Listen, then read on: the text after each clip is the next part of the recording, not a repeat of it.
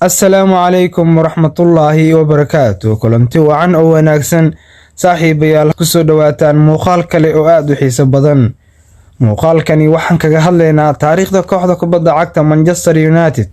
Waan ognahay inay tahay kooxda ugu guulaha badan horyaalka Premier League, balse qaar ka mid ah taariikhdeeda ayaan idin xasuusin doonaa.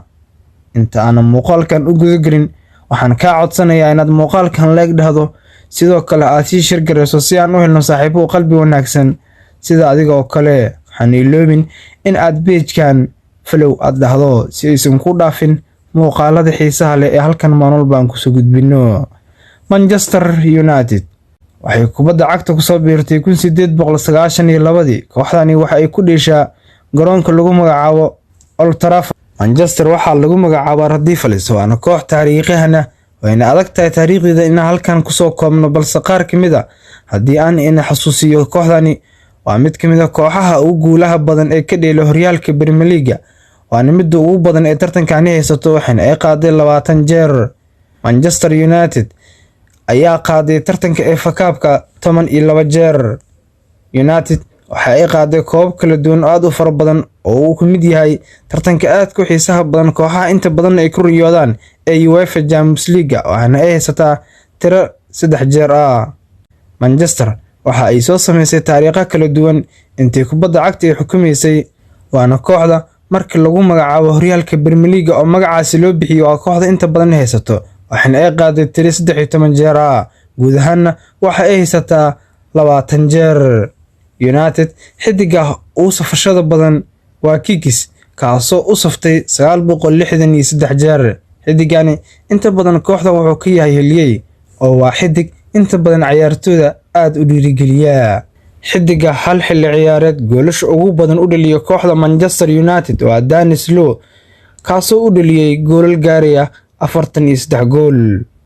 xidiga hat-trick ugu badan u dhaliyay kooxda Manchester United waa Dennis Law. xidiga hal xilli ciyaareed horyaalka Premier League goolasha ugu badan ka dhaliyay waa Cristiano Ronaldo. kooxda Manchester United xidiga dhaqsi goolasha ugu badan u dhaliyay waa tababarihii hore ee kooxda Man United Solskjaer, kaasoo u dhaliyay 4 gool tiro 13 daqiiqo ah. Man United waxaa soo maray ciyaartooy aad u fara badan, haddii aan qaar ka mid ah xasuusiyana waxaa ka mid ah Gary Neville, Cristiano Ronaldo iyo kuwo kale aad u fara badan. United haddii hadda ay tahay koox aad uga jiifto, looma soo koobi karo kooxdani muuqaalkani. United haddii ay tahay koox aad u liidato xilli ciyaareedkan, balse ma iloobi karno taariikheeda, waana mid ka mid ah kooxaha inta badan ay ku tashtaan horyaalka Premier League. marka la joogo UEFA Champions League waxa ay ka sameysaa wacdaro aad u fara badan. kooxdani lagu magacaabo Shayaadiinul Xumra ayaa ah mid ka mid ah kooxaha ugu taariikhaha badan horyaalka Premier League, wayna adag tahay kooxdani taariikhdeeda in la soo koobo. haddii kooxda ay liidato, macnaheedu ma ahan inay tahay koox ebra, waa mid ka mid ah kooxaha ugu guulaha badan, waana koox inta badan ciyaartooyda ay jecel yihiin inay u ciyaaraan. laakiin hadda sidaasi ma ahan oo waa koox aad u liidata xilli ciyaareedkan. kooxda waa mid jahwareersan, wayna adag tahay hadda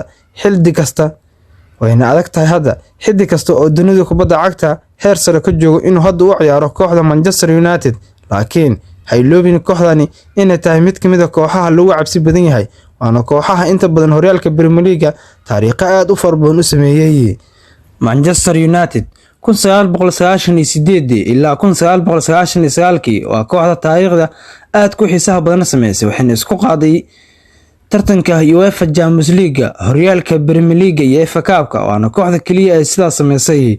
United waan jeclaan taariikhdeeda inaan ka sii hadalno, balse intaas ayaan muuqaalkan ku soo gabagabeynaa. haddii aad muuqaalkan dhameysatay waa ku mahadsan tahay. muuqaalka xigeentan kulmi doono waxaa idin leeyahay saaxiibayaal, sidaas iyo nooli kulanto leh.